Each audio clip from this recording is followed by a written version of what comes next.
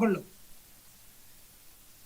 అట్టడుగు వర్గాలు మీకు నచ్చలేదని, మీ మాట వినలేదని, లేకపోతే ఇంకొక రాజకీయ పార్టీకి గతంలో ఓటేశారని, లేకపోతే మీ ఫ్యాన్ కాదని ఈ విధంగా చేయటం ఈ క్షమించరాని నేరాలు అవుతాయి.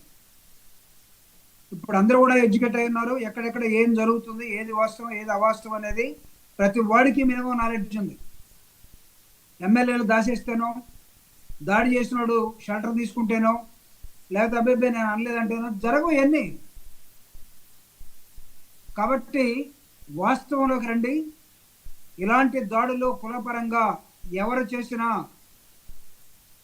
ఆ రాజకీయ పార్టీ ఎవడు వెనకేసుకొచ్చినా వాడికి తీవ్రమైన నష్టం జరుగుతుంది, గుర్తుపెట్టుకోండి. కాబట్టి నేల మీద నడవటానికి ప్రయత్నించండి. కుల దురహంకారంతో విర్రవీగితే చరిత్రలో చాలా సాక్ష్యాధారాలు ఉన్నాయి ఎవడు ఏమయ్యాడనేది. కాబట్టి we are all into feudal society, ఒక బూర్జువా సొసైటీలో ఉన్నాం.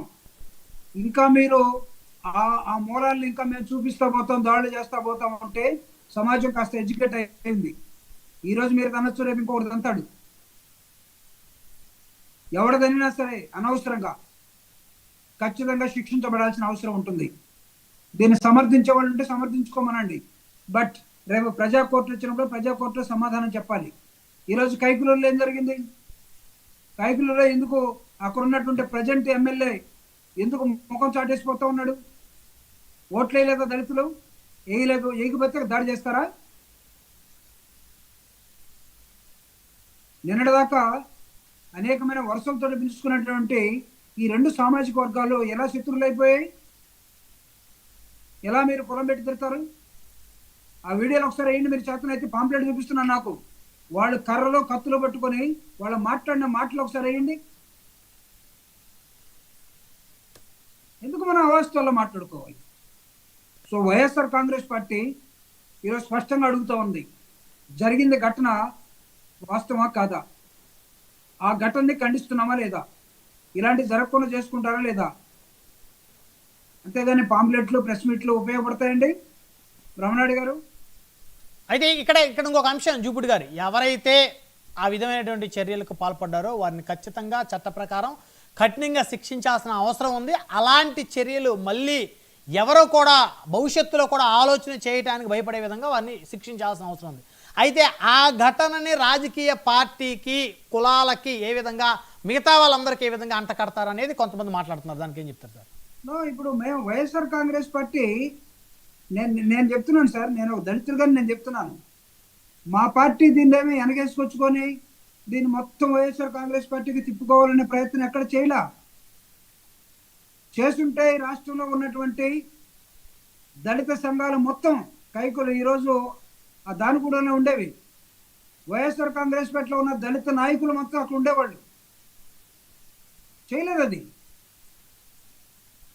అక్కడున్న మా పార్టీ హెడ్, జిల్లా ఇన్ఛార్జ్, ఆయన టేకప్ చేస్తున్నాడు ఇష్యూని.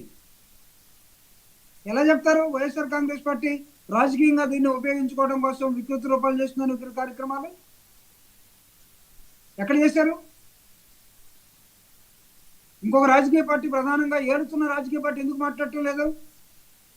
పవన్ కళ్యాణ్ గారు దీని మీద ఎందుకు మాట్లాడటం లేదు? విప్లవకారుడు కదా. అంటే వాళ్ళని చర్యలు తీసుకోలేదా? ఆల్రెడీ కొంతమంది అరెస్టులు కూడా జరిగింది కదా జూపుడు గారు, వాళ్ళని ఉపేక్షించి ఈ రోజు కాకపోతే రేపు చేస్తారు, రేపు కాకపోతే ఎల్లుండి చేస్తారు. బ్రహ్మనాయుడు గారు ఎవరికోసం చేస్తారు? చేయాలి ఖచ్చితంగా. సమాజానికి సమాధానం చెప్పుకోవాలి. అవును, దళితులు మీకు లెక్కలేకపోవచ్చు, మీరు ఇష్టం వచ్చినట్టు బిహేవ్ చేయొచ్చు దళితుల పట్ల, కానీ వెన్ ది సొసైటీ క్వశ్చన్స్, దానికి సమాధానం చెప్పాలి. మీరు లా అండ్ ఆర్డర్ మెయింటైన్ చేయాలి.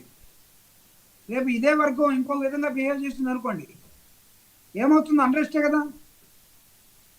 అన్రెస్ట్ ఎందుకు కోరుకుంటారా ఎవడైనా? మేము కోరుకోవట్లేదు. వైఎస్ఆర్ కాంగ్రెస్ పార్టీ చాలా బ్యాలెన్స్డ్గానే దీన్ని ఏదో రాజకీయంగా ఉపయోగించుకుందామని వైఎస్ఆర్ కాంగ్రెస్ పార్టీ చూడలేదు. ఎందుకు మీరు వెనుక పడతారు? సమాధానం చెప్పండి. ఆ రాజకీయ పార్టీలో ఉన్న నాయకులు ఎవరైనా నిజంగా దళితుల పక్షాన మాట్లాడేవాళ్ళు ఉంటే జరిగిన ఘటనగా చూడమని నేను కోరుతా ఉన్నా.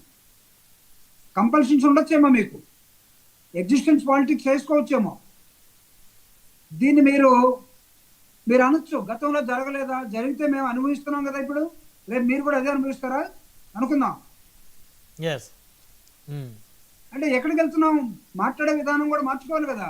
అంటే గతంలో జరిగింది, 90 ఏళ్ళలో జరిగింది, 1923లో జరిగింది, 40 ఏళ్ళలో జరిగింది, 89లో జరిగింది, మళ్ళీ రేపు 26లో కూడా జరుగుద్ది. ఇది ఈ కంటిన్యూస్ ప్రాసెస్ చెప్పడానికి మనందరం ఇక్కడ where you are going to stop it, these type of activities, ఇది కావాలి మనకి.